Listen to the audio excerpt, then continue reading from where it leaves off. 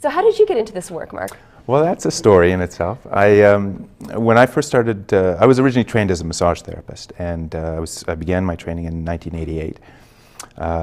And in September of 1988, in October of 1988, I had a very bad bicycle accident, very serious head injury, and I had a whole bunch of broken bones and a serious concussion, and I was out of commission for quite a while.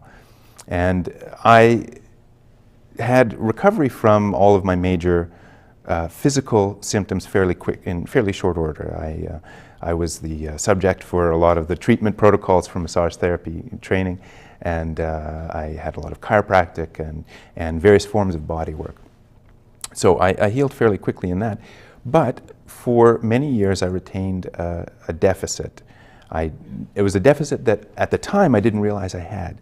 Because the pain and struggle of the physical symptoms were so significant, over the course of my recovery, I thought, okay, well, I'm doing all right. I'm doing better than I was. Yes, and you're thankful for that. Yeah, and what I didn't realize was that I had very slow reflexes. I had a lot of cognitive deficits. I had a lot of, I had a mild, what's called a mild traumatic brain injury. And it was significant enough that I felt emotionally out of sorts. I felt weak. That my endurance was very bad, and it was for me. It was very one-sided. It was a right-sided head injury, and as you might know, the right side of the brain controls the left side of the body, and so the left side of my body felt kind of like an appendage to the right side, which was the motivating part of my body. It wasn't co-creative. No, not at all. So I was very out of sync hemispherically. And I didn't know about craniosacral therapy at the time. And when I graduated Massage Therapy College and I started practicing, and one of the physiotherapists I was working with in a rehab clinic in Toronto, a wonderful therapist named Iris Weaverman, had just taken the first level course, and she came back to me and said, do you want to try this? And I said, sure. And it was an hour and a half session. And she was going by the cookbook method, like she was just learning it. Step by step and seeing how it was. And it was the most profound experience of my life. It was really quite a difference. I remember getting up from the table and realizing that I had the left side of my body, and that I felt it in a way that felt kind of like it had been wrapped for many years in saran wrap and really tightly. And I felt like all I needed to do now was spend a few hours doing some yoga or some stretching, and it would come back. Incredible. And then about 3 days later, I happened to be riding the same bike past the same point where I had the accident. And all of a sudden, I had this profound experience that my coordination came back. 3 days after the first session. Isn't that interesting? So there's integration process even after the Oh, session. And typically it is about 3 days. Yeah. Incredible. Okay, so there's obviously no turning back. After being a body work practitioner already. Right. I said, I want to learn how to do this, because this is really, really important. So I undertook a study, and it's been fantastic ever since. It's a incredible story. Yeah, and it's a postgraduate training for and I mean, a lot of different practitioners do craniosacral therapy, and I've since in addition to the other work they're doing. Yeah, and I've taught it to many people as well. So chiropractors, physiotherapists, massage therapists, naturopaths. Dentists as well, because there are some applications for...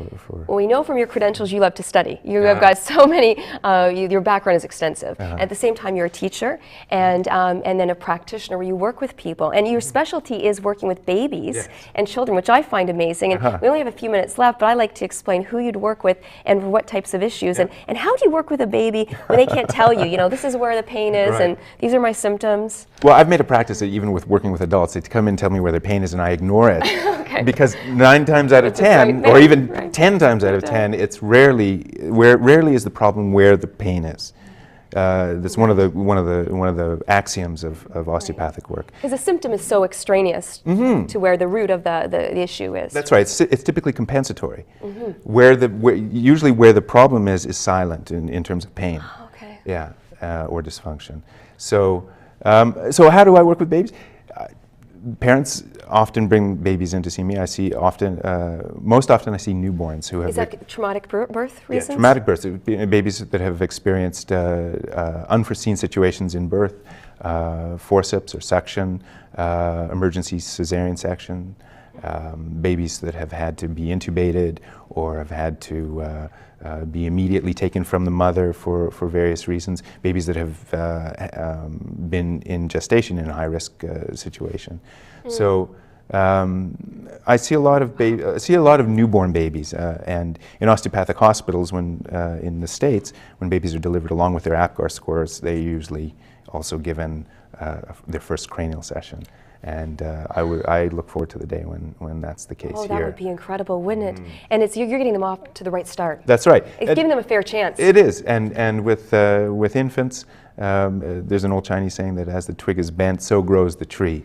So exactly. There are a lot of problems that can be obviated in doing 1 or 2 or 3 sessions of cranial work with an infant that would perhaps show up later. Like I see a lot of school-age children with attention deficit disorder, dyslexia, children with concentration, learning problems. Yes. ADD. Oh yeah, yeah. A huge number of kids are being diagnosed with this and being medicated, perhaps in some cases unnecessarily.